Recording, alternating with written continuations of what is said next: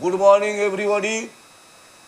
সমস্ত বিশেষত যারা 2025 সালে এবারে মাধ্যমিক পাস করেছ, সবাই হয়তো মনের মতো রেজাল্ট করতে পারোনি।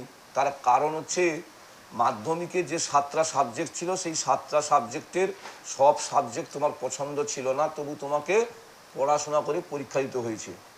কেউ হয়তো অঙ্কে ভালো ছিলে, ভৌত বিজ্ঞানে ভালো ছিলে, জীববিজ্ঞানে ভালো ছিলে, কিন্তু ইতিহাস ভূগোল ইন্টারেস্ট পেতে না, তাই তার নাম্বার আসেনি। কেউ আবার ইতিহাস ভূগোল বাংলা ইংরেজিতে ভালো ছিল, অঙ্ক ভৌত বিজ্ঞানে তোমরা ভালো করতে পারোনি, কারণ তোমার ইন্টারেস্ট ছিল না। কিন্তু এবার সুযোগ এসেছে 11-12-এ তোমাদের পছন্দের সাবজেক্ট, যে সাবজেক্টগুলো মাধ্যমিকে পছন্দ করতে, সেই সাবজেক্টগুলো তোমরা পেয়ে যাচ্ছ। এবং সমাজে তোমাদের অনেকে প্রচার করবে পিওর সায়েন্স পড়ো, অঙ্ক নিয়ে পড়ো, ফিজিক্স নিয়ে পড়ো, কেমিস্ট্রি নিয়ে পড়ো, অন্য সাবজেক্ট পড়ে লাভ নেই। এটা কিন্তু একদম ভ্রান্ত ধারণা।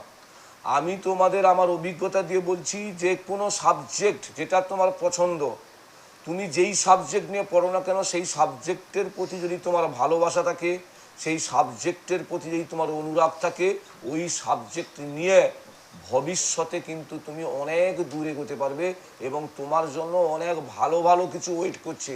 যে কোনো সাবজেক্ট, কোনো সাবজেক্ট ছোটো নয়, তবে যে সাবজেক্ট নিয়ে পড়বে ওই সাবজেক্টটাকে কিন্তু তোমাকে ফুললি ডিভোটেড হতে হবে।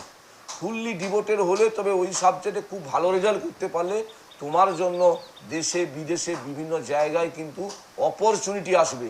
অতএব মন খারাপ, মাধ্যমিকের রেজাল্ট নিয়ে মন খারাপ না করে এগিয়ে যাও উচ্চ মাধ্যমিকে। যে সাবজেক্টই পড়ে না কেন, ওই সাবজেক্টের কিন্তু বিশাল স্কোপ রয়েছে তোমার জীবনে, তবে রেজাল্টে কিন্তু ভালো করতে হবে উচ্চ মাধ্যমিকে। ঠিক আছে, এর পরবর্তীকালে তোমাদের আবার আমি মোটিভেশন স্পিচ নিয়ে আসবো।